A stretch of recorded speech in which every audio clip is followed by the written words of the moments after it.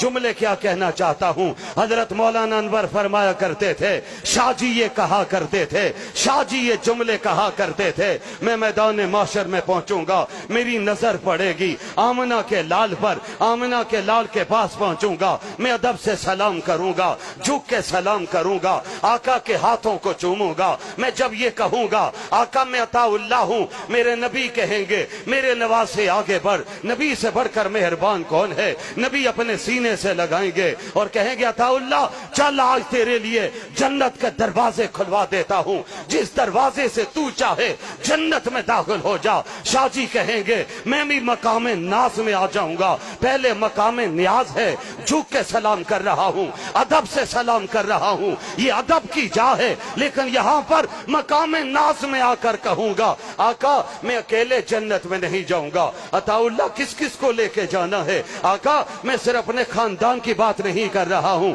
بولو تو صحیح کس کس کو لے جانا چاہتے ہو. شاہ جی کہتے ہیں میں اعلان کروں گا آقا قیامت کے دن تک جنہوں نے ختم نبوت کے لیے کام کیا ہے ان سب کو جمع کر دیجئے, وہ سب آ جائیں, آپ کے چہرے کا دیدار بھی کریں, آج اللہ کی نعمتوں کو بھی دیکھیں, اور آپ پھر آواز دے دیجئے جنت کے فرشتوں کو کہ دروازے چھوڑ دو, ان دروازوں سے وہ عاشق گزروں گے جنہوں نے ختم نبوت کا پرچم کبھی جھکنے نہیں دیا ہے.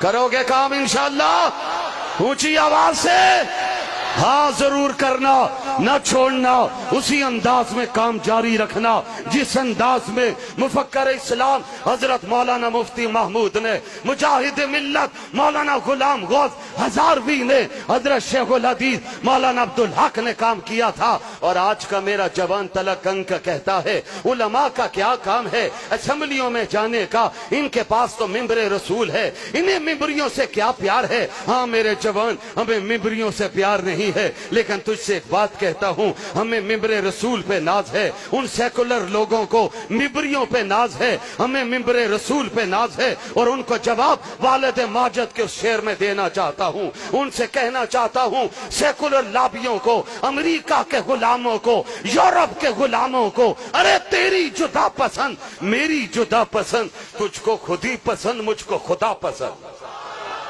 ہمیں ممبری نہیں چاہیے, لیکن ممبری پر جائے بغیر مسئلے حل ہوتے نہیں. اگر سن 70 کی اسمبلی میں حضرت مولانا مفتی محمود نہ ہوتے, آپ کے اکابر نہ ہوتے, ابھی بریلوی مسلک کے عالم دین آپ سے مخاطب تھے. اس اجتماع میں اس قومی اسمبلی میں مولانا شاہ نورانی بھی تھے, پروفیسر غفور احمد بھی تھے, مولانا عبدالحق بھی تھے. ہم بڑے وسیع و ظرف لوگ ہیں, ہم کسی ایک جماعت کی بات نہیں کرتے. اس کاز کے لیے جن جن نے کام کیا ہے انہیں سلام بھی کرتے ہیں, انہیں خراج تحسین بھی پیش کرتے ہیں. قادیانیت کا نمائندہ آیا تھا, اس نے آ کے کہا تھا مجھے پاکستان کے وزیر قانون جناب عبدالحفیظ پیرزادہ سے بات کرنی ہے. اس نے کہا تھا مجھے اٹارنی جنرل یا بختیار سے بات کرنی ہے.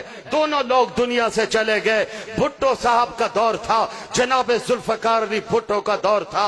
اٹارنی جنرل یا بختیار نے کھڑے ہو کے کہا تھا مرزا صاحب اگر آپ نے لاٹ میں کہا لے کے قانون پر بات کرنی ہے تو میں آپ کے جواب دینے کے لیے تیار ہوں, اگر آپ نے قرآن و سنت پر بات کرنی ہے تو اس کا جواب میں نہیں دے سکتا ہوں. اس کا جواب دے سکتے ہیں تو مفکر اسلام حضرت مولانا مفتی محمود دے سکتے ہیں. میں چکوال تلا کنگ مضافات کے جوانوں سے پوچھتا ہوں اگر اس منبری پر آپ کے علماء نہ بیٹھے ہوتے تو قادیانیت کو جواب کون دیتا. اس قادیانیت کو جواب دیا تو دیوبند کی چٹائیوں پر پڑھنے والے مرد کلندر نے دیا تھا, جس نے پرچم ختم نبوت تھاما تھا. نتیجہ کیا ہوا تھا, قادیانیوں کو اس قومی اسمبلی سے غیر مسلم اقلیت قرار دیا گیا. آج بھی اس پارلیمنٹ پر ختم نبوت کا پرچم لہرا رہا ہے اور انشاءاللہ قیامت کے دن تک لہراتا رہے گا.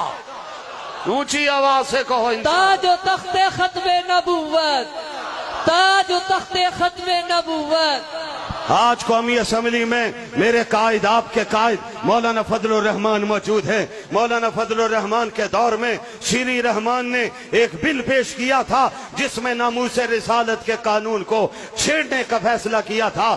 زرداری صاحب کا دور تھا، یوسف رضا گیلانی وزیر اعظم تھے۔ میرے قائد نے کھڑے ہو کر اسمبلی میں کہا تھا، زرداری صاحب دوستیاں اپنی جگہ پر، سیاسی تعلقات اپنی جگہ پر، لیکن نظریے کا سودا نہیں ہو سکتا ہے۔ ہم کسی مائی کے لال کو ناموس رسالت کا قانون چھیڑنے کی اجازت نہیں دیں گے۔ کراچی میں ریلی ہوئی، جس طرح بھی حضرت قاضی زاد الحسینی مرحوم مغفور کے فرزند ارجمن میرے مخدوم مدینہ منورہ سے آئے، اسی طرح اس ریلی میں میرے قائد بھی مدینہ منورہ سے پہنچے تھے، اور میرے قائد نے ایک تاریخی جملہ کہا تھا، سیکولر لابی کو مخاطب کر کے کہا تھا، لا دین لوگوں کو مخاطب کر کے کہا تھا، کنٹینر والوں کو مخاطب کر کے کہا تھا، سنو بگوش ہوئی سنو، تم نے اگر امریکہ اور یورپ سے وفا کی قسم اٹھائی ہے تو میں بھی مدینہ منورہ میں نبی کے روزے کے سامنے قسم اٹھا کے آیا ہوں، اس ناموس رسالت کے قانون کو بچانے کے لیے جان بھی دینی پڑی تو جان بھی دے دیں گے۔ کہو اونچی آواز سے انشاءاللہ، اونچی